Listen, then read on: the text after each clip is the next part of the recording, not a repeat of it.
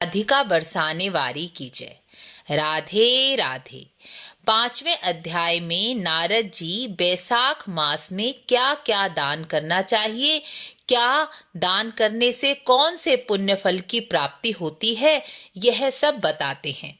बैसाख मास में जो मनुष्य धूप से गर्मी से परेशान ब्राह्मण या किसी गरीब को पंखा दान करता है, वह पाप रहित होकर गरुड़ जी के समान भगवान का पार्षद बनता है। बैसाख में पंखा दान करने का बहुत बड़ा महत्व बताया गया है। बैसाख मास में जो पंखा दान नहीं करता, वह वात आदि रोगों से दुखी होकर नरकवास को भोगता है। और जो मनुष्य ताड़ का पंखा गरीब मनुष्य या ब्राह्मण को देते हैं, वह अपने इस जन्म के पापों से मुक्त होकर बैकुंठ का वास करते हैं।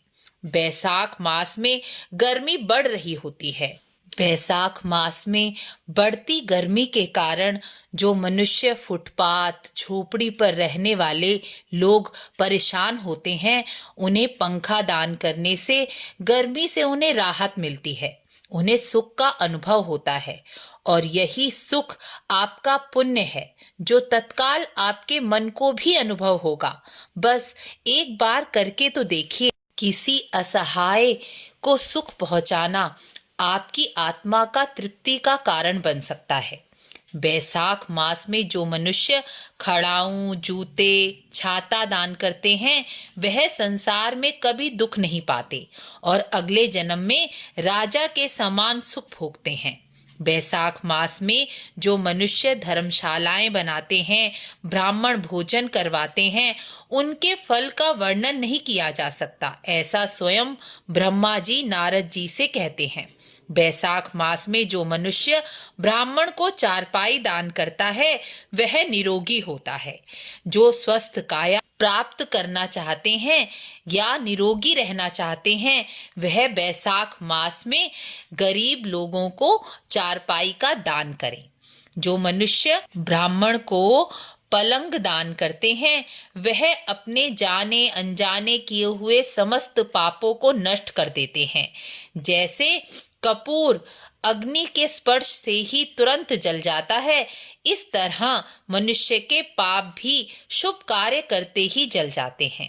जो मनुष्य तकिए का दान करता है, वह पापों से मुक्त होकर सुख को प्राप्त करता है, क्योंकि बिना तकिए के मनुष्य सुख पूर्वक नहीं सो सकता।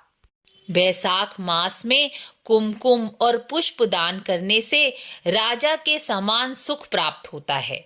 6ठे अध्याय में नारद जी कहते हैं, जो मनुष्य बैसाख में केतकी और मल्लिका के फूलों का दान करता है, वह मोक्ष प्राप्त करता है। जो सुपारी इत्र नारियल का दान करता है, वो 7 जन्मों तक ब्राह्मण कुल में जन्म लेकर संसार में सुख समृद्धि और यश को प्राप्त करता है। आगे नारद जी कहते हैं, जो मनुष्य रास्ते में तालाब कुआं बावड़ी या प्याऊ बनाते हैं, उनके यह धार्मिक कार्य उन्हें पुत्र के समान फल देते हैं। भगवान विष्णु को यह परोपकार के कार्य बहुत प्रिय होते हैं, क्योंकि भगवान नारायण की सर्वश्रेष्ठ पूजा नर पूजा ही है। नर पूजा से अभिप्राय है कि गरीब दुखी लोगों की सहायता करना, और यही परोपकार के कार्य पुण्य प्रदान करते हैं।